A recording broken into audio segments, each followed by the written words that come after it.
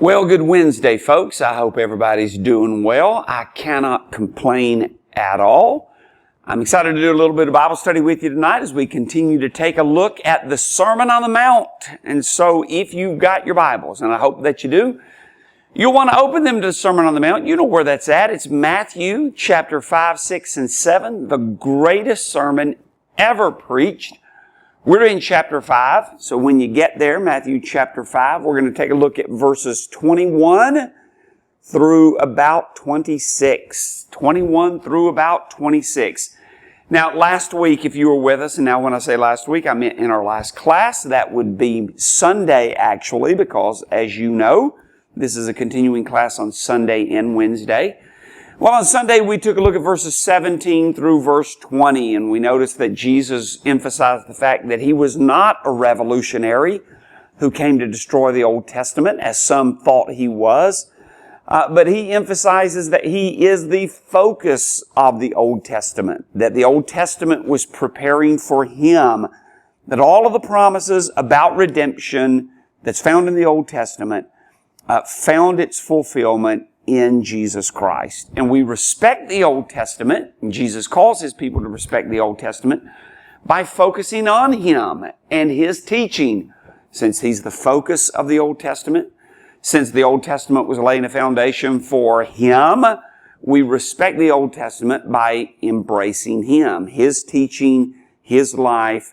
We conform ourselves to what he taught. And our standing before God is conditioned upon our obedience to Jesus and his teaching. That's what he's talking about when he says in verse 19, whoever knows one of the least of these commandments will be called least in the kingdom. Whoever keeps these and teaches them shall be called great in the kingdom of God. Our standing before God is dependent on how we relate to Jesus Christ, since he is the fulfillment of the Old Testament. So, verse 20 then, he closes all that up, that idea, by emphasizing that don't think for a minute that what he's teaching is the Pharisaical model of obedience. That Pharisaical model, we talked about it a little bit on Sunday. That Pharisaical model is one that can be described as external in focus. It can be described as self-centered in focus. And it can be described as partial in focus. The Pharisees were only concerned about the external conformity. They didn't care about an inward change of heart.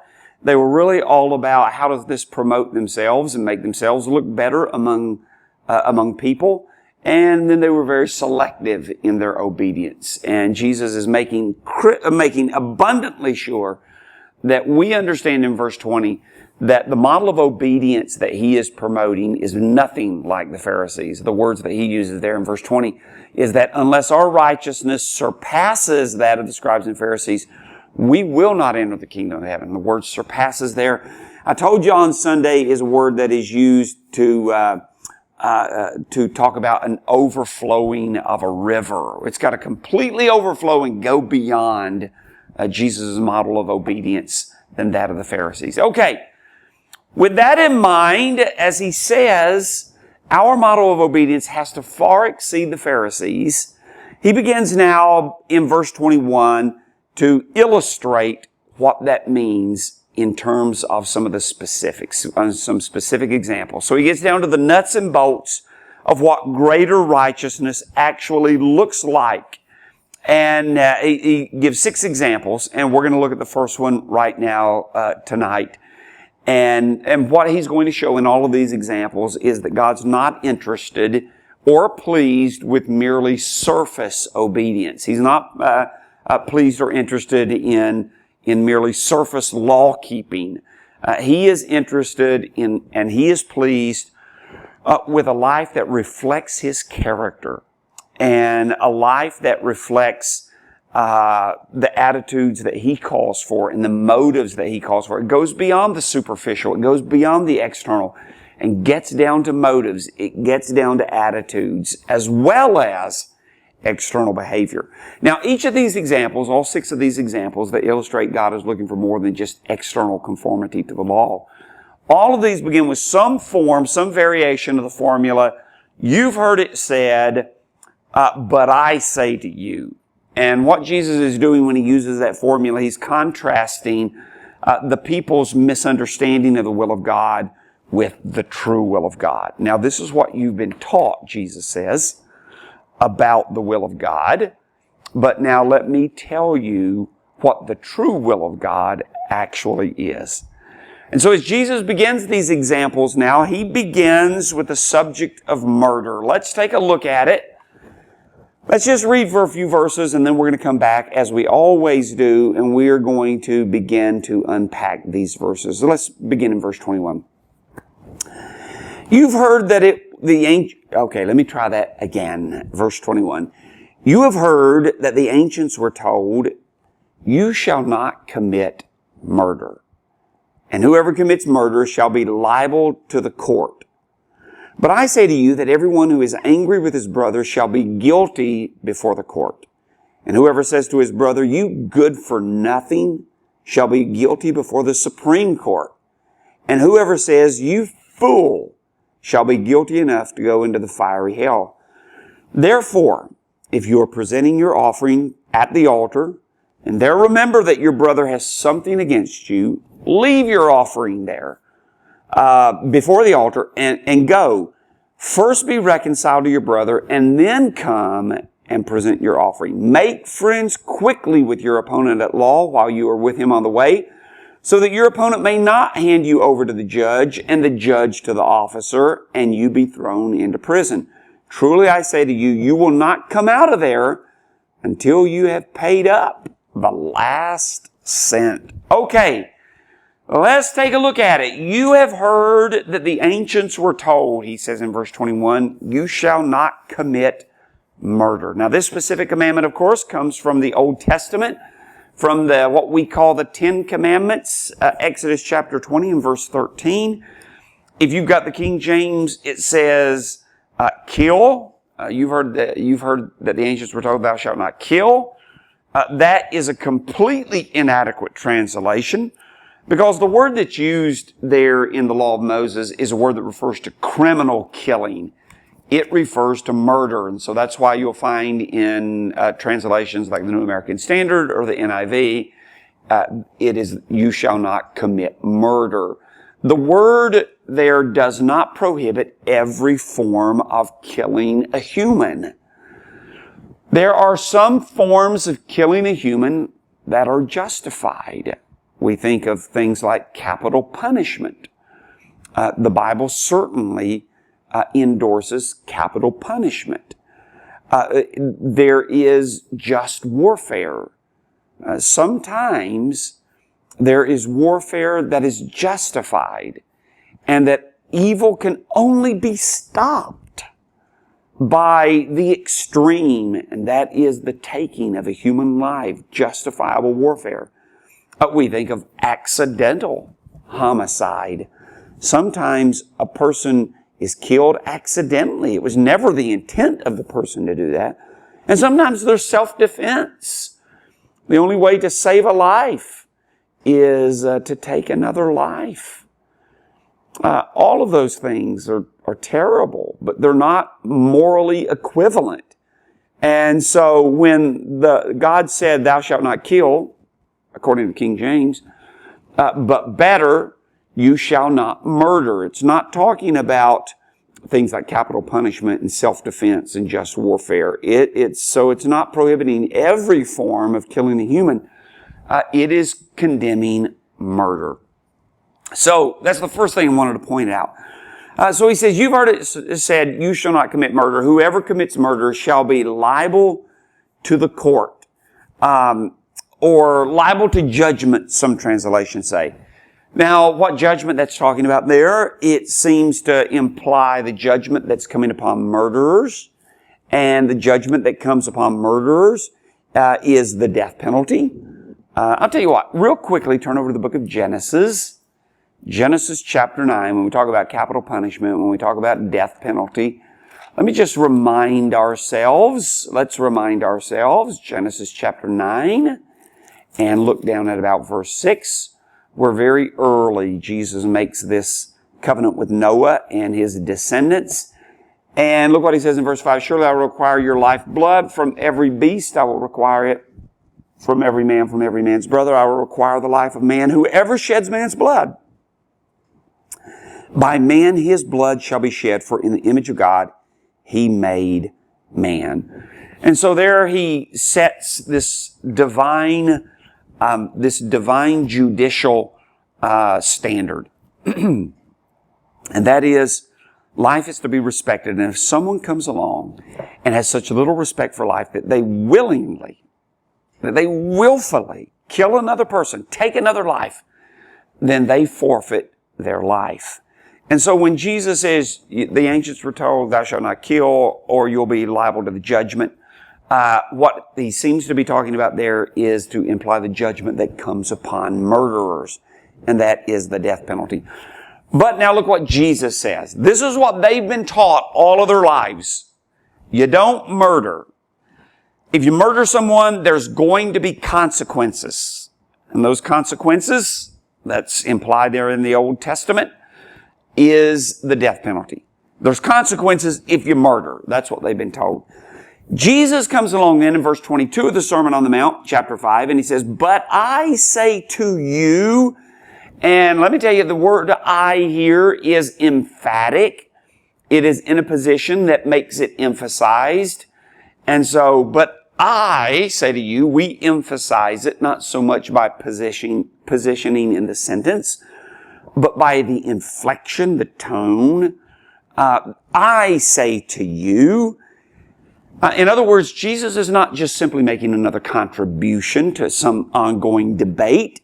What Jesus is doing, he is declaring the definitive will of God. I say to you this. Everyone who is angry with his brother shall be guilty before the court. And whoever says to his brother, you good for nothing, shall be guilty before the Supreme Court. And whoever says, you fool, shall be guilty enough to go into the fiery hell. What Jesus is doing here is he is saying, listen, I'm telling you, I want you to know this. You've been told that you risk consequences. You risk divine judgment if you murder somebody. I'm telling you this. You risk divine judgment when you hate somebody, when you are so angry with somebody. He's talking about the anger and the hatred that gives rise ultimately to murder. Nobody murders another person unless they're angry with that person first. Nobody kills another person unless they hate that person first. And so he is saying, no. Divine judgment doesn't just come with the act of murder. Divine judgment comes with the factors that lead to murder.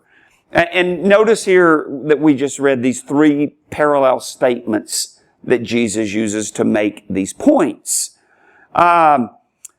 He says, and it depends on what your translation says, whoever says to his brother, you good for nothing. Some translations say, raka. That was commonly used in Jesus' day. We don't have an exact parallel in English. That's why a lot of times in a lot of translations, it's just transliterated. But literally it means empty. Whoever says to his brother, empty. But we have to give some kind of meaning and translation to it since there is no exact modern equivalent to that. The idea seems to be, we can think of some, like in our day, like you blockhead.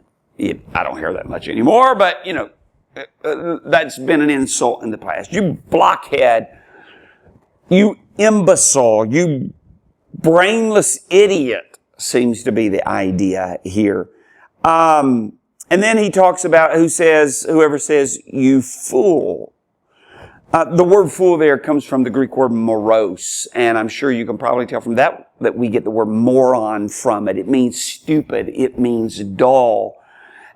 In secular Greek literature, it describes someone who is obstinate and godless. And so, the idea Jesus has in mind, might be something like accusing someone of being a godless idiot, a godless, brainless idiot.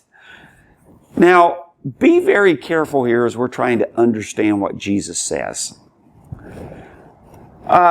What some people have done in the past with this, they have ended up coming to a conclusion that was very much like the Pharisees. What I mean is that, the Pharisees, they thought that, okay, what God is interested in is just the external act of murder. And as long as we don't commit the external act of murder, then we're okay. We're okay with God. God's okay with us. And now they come along and people go, Jesus doesn't want us to call someone an imbecile. So as long as we don't say to someone, you imbecile, God's okay with us. As long as we don't say to someone, you empty-headed idiot, God is okay with us. No. That's exactly what the Pharisees were thinking. That's not what Jesus is doing in verse 22 when he gives these, examples of what hatred looks like. That's not what he's doing. He's not creating a list of things that we can't call people. What he's dealing with here is attitudes, angry attitudes and hatred that give expression to these. These expressions indicate that there is an attitude and feeling behind them. And what Jesus is trying to get to is the attitude and the feeling behind them.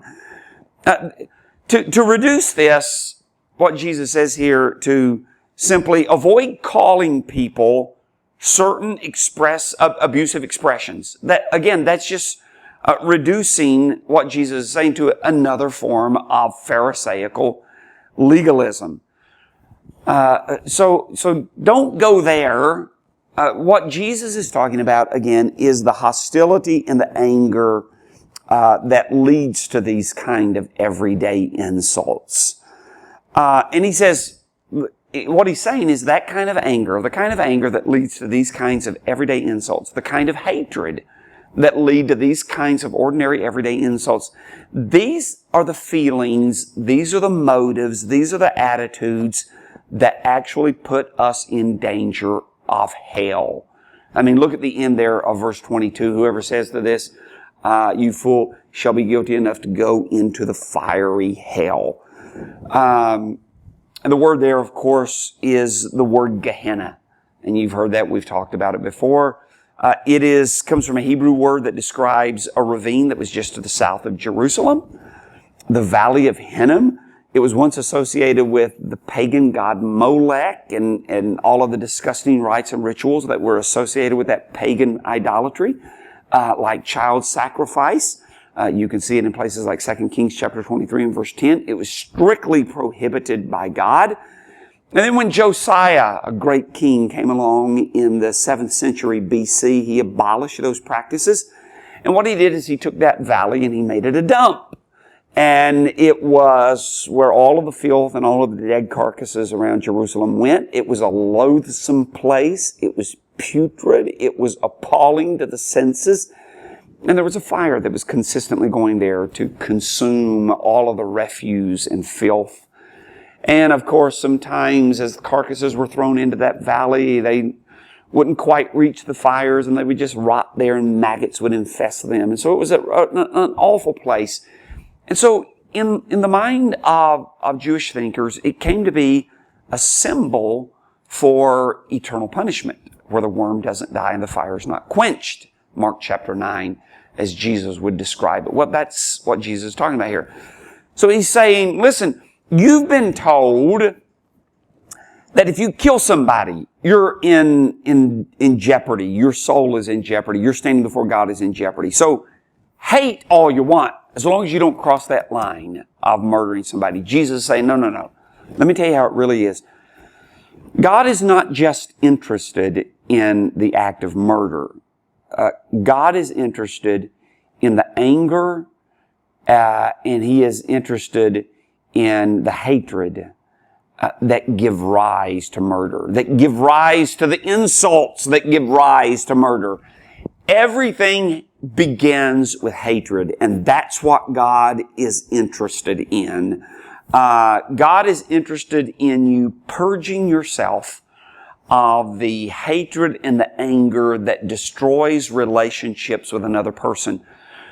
Listen, the relationship with a person has been destroyed long before one person kills another. That relationship is in the process of being destroyed when there is anger and hatred toward that person. Now listen, it is really important to understand when we talk about God hating hatred and God hating anger, that we understand that this is not a blanket condemnation of the emotion of anger. It's not a prohibition. God is not prohibiting anger in every form. And we know that for sure because Jesus himself got angry. Let's turn over to Mark chapter 3. Mark chapter 3, let me just remind you, look at a couple of places where we see the anger of God himself in the person of Jesus.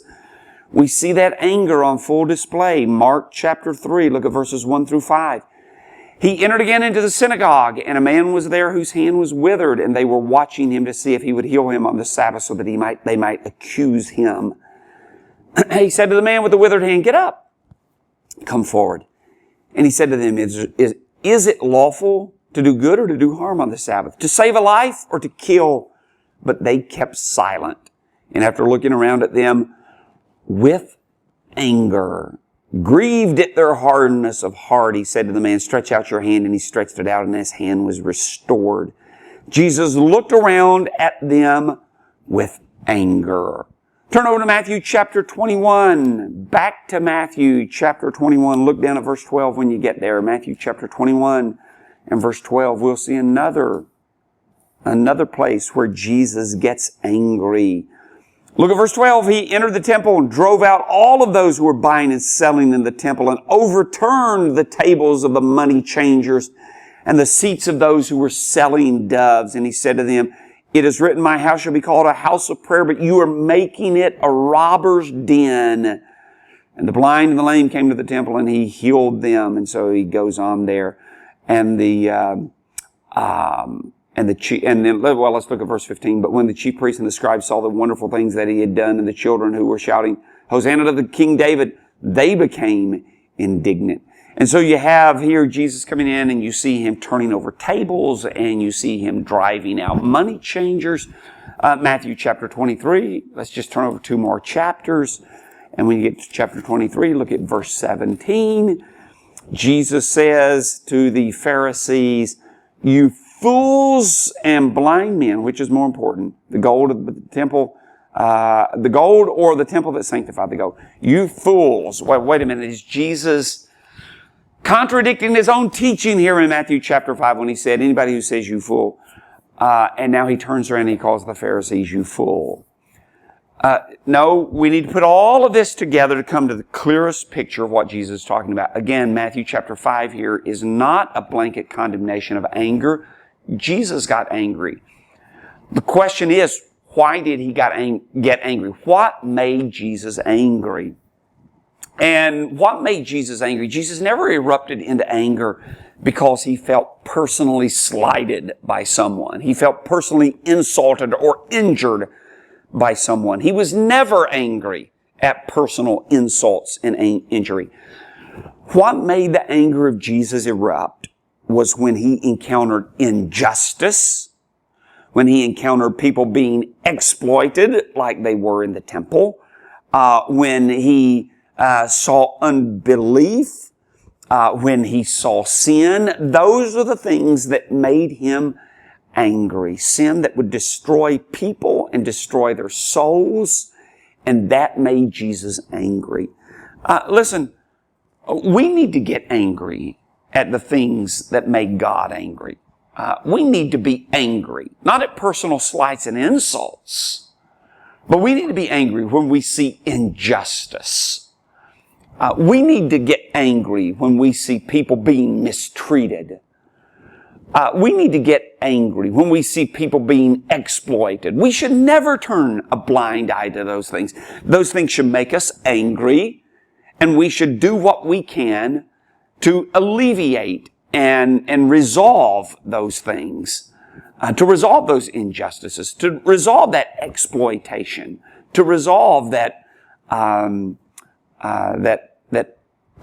unjustified, ungodly treatment of other people. So that's what made Jesus angry. Also, take a look at what Paul says in Ephesians chapter 4. Let's remind ourselves of this, a very familiar passage, Ephesians chapter 4, where Paul says down in verse 26, be angry, and yet do not sin. Don't let the sun go down on your anger. So, again, Paul says we can be angry. We should be angry. What he's talking about here is righteous anger. So he says, be angry, yet do not sin in your anger. And by the way, when he gets down at the end of that section, and he says in verse 31, let all bitterness and wrath and anger and clamor and slander be put away from you. Let all anger be put away from you. But he just said, like 5 verses earlier, be angry. What's he talking about? When he says, let all anger be put away from you, he's talking about that sinful anger. And when he says, be angry, there in verse 26, he's talking about righteous anger.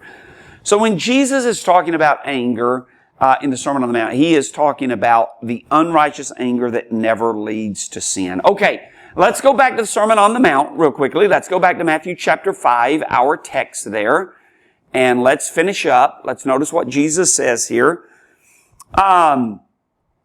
Matthew chapter 5. All right, I'm going to get there. Hang on with me. Notice what he says here. Here's how serious it is to harbor anger towards someone. It is so serious. God is so serious about this. It has such an impact on our relationship with others and our standing before God. Notice how God emphasizes the urgency of getting rid of it. Where there is a strained relationship, where there is anger, where there is resentment, where there is hatred between two parties, God emphasizes the urgency of dealing with that. And notice what he says here in verse 23. Therefore, if you are presenting your member or your offering at the altar, and there you remember that your brother has something against you, he says, leave your offering there before the altar and go be reconciled to your brother and then come and present your offering. What God is saying is, hey, listen, you cannot worship acceptably with hatred unresolved, with grudges that are unsettled. Before we can settle any breach that we have with God, and we do have a breach with God, it's called sin, and we are sinners. And before we can settle our breach with God, we have to settle our breach with each other. It's always been God's requirement. If we had time, we can go back to Isaiah chapter 1, verses 10 through 17. You might want to go back and look at that, and you can see that idea even expressed there. God's character, His nature has never changed, and He has always insisted that before our breach can be settled with Him, it has to be settled with others as well. If seething anger and bitterness and resentment and unsettled grudges and hatred of others is under God's judgment, and it is, don't be deceived into thinking that God is pleased with our worship when we're harboring those kinds of things. This is serious. Anger is serious business. Hatred is serious business. Look at verse 25 and 26 now, Matthew 5. He says, make friends quickly with your opponent at law while you are with him on the way, so that your opponent may not hand you over to the judge and the judge to the officer, and you be thrown into prison. What Jesus is doing here, He's using a human legal scenario to show that, listen, unsettled grievances that are not dealt with and are not settled, they will lead to punishment. Now, understand here in the context, Jesus is not just dispensing prudent advice about dealing with people who are taking us to court. That's not the point here in context. It's really a short parable that Jesus is using here, and He is simply saying, listen, if you don't settle the grievances, then they are going to have very serious consequences. Now, let me say something about each of these that we've just mentioned, both of these things that Jesus says here that illustrate the urgency of dealing with anger and strained relationships.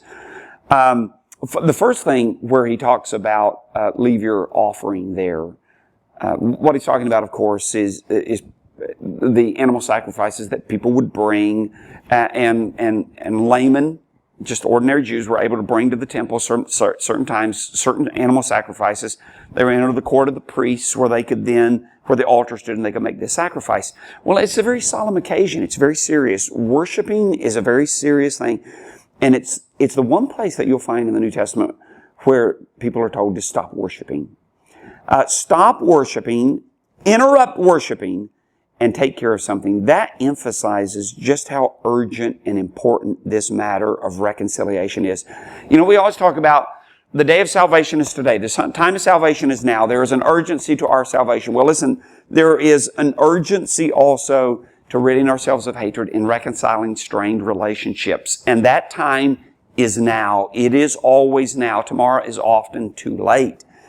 And then in this example that he uses about going to court to face the judge, under the Roman system, under Roman law, a plaintiff could bring the accused with him to face the judge. But they could always settle it on the way. And if they did that, everything was fine legally. But once the court became involved, they no longer could settle it personally. And so if an issue is headed to court, the example is your opponent at law, settle the matter, make friends quickly. That's what Jesus is saying. And again, what he's trying to emphasize is just the urgency of settling the matter of hatred. You've got to get rid of hatred. You've got to deal with all of that early. Don't let it wait. If you don't, there's going to be consequences. Don't delay reconciling broken relationships. If we do, we risk God's judgment. God is serious about anger and hatred. You know, now the interesting thing as we get ready to close here, both of these illustrations that Jesus uses, interestingly enough, doesn't deal with the anger that we have to other people, but what we have done to prompt other people to be angry with us. Now that's what's so interesting and unique about this. You know, if we're worshiping and we remember that our brother has something against us, we've done something to make him angry with us. Or if our opponent is taking us to law, the implication is we have done something to offend and anger them. It is a very powerful point that I don't want you to miss. And that is what we tend to do is we tend to dwell on thinking about what people have done that has made us angry and what people have done to offend us and injure us. Jesus wants us to think about what we have done to hurt others as well. If we're truly concerned about anger, if we're truly concerned about hate, we're going to be as concerned about causing it as we are about harboring it. And so Jesus has 2 points. And listen, this is so critical. I can't think of a setting, given the culture in which we live, the times in which we live, recent events that we're dealing with. There's so much anger, there's so much hatred, there's so much rage. We need to open up our hearts and let this teaching sink in now more than ever. And that is, we need to be concerned. Don't let our anger, don't let our hatred, don't let our resentment harbor. Don't let it fester.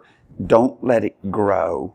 If we do, we are in jeopardy of God's judgment. We've got to purge ourselves of that. It's not easy, but Jesus calls us to dealing with those strained relationships, making them right. And we're going to be concerned not only about harboring it like that, we're going to be concerned about causing it in others. If we've caused someone to be angry and hateful and hate us based on something we've done, we have a moral imperative to go to that person and resolve that issue. Timely teaching from the Master. All right. Well, listen, thanks for tuning in. I hope you've gotten something out of the Bible study tonight. I know one thing. I've gotten something out of it. The Sermon on the Mount is always fresh. There is never a time when we can say, I don't think I need that teaching anymore. We need to hear this over and over and over again. Well, until Sunday then, thanks for joining us. I hope to see you very, very soon. Take care and God bless.